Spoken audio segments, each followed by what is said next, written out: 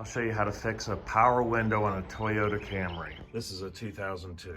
Some of the information is going to be in the manual. Not all of it, but I'll explain. There's 4 fuses and 1 relay you need to be aware of. The rear left window is 42. Front right is 43. The front left is actually this big fuse at the bottom, number 61. And the power window we're working on today is the rear right, and that's 52. The manual doesn't give the location of the relay, but it's on the back of this board, and I'll show you where that's at.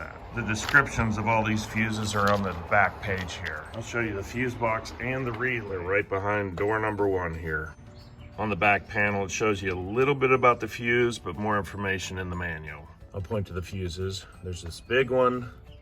There's this one right here.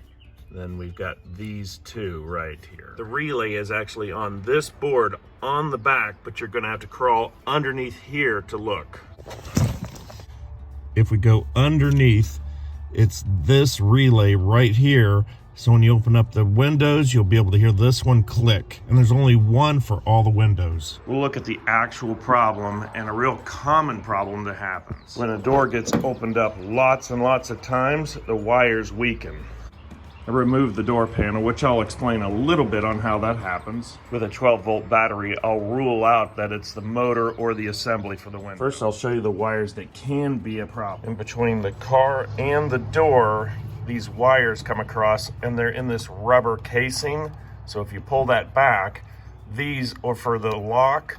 These 3 wires are for the window. After these wires bend back and forth a few thousand times, they get brittle. You can almost see how this one has a natural slant to this bend, which is probably broken, and we're gonna check that later. Here's our switch that appears to be fine, and it goes up to this little plug, which is actually the motor.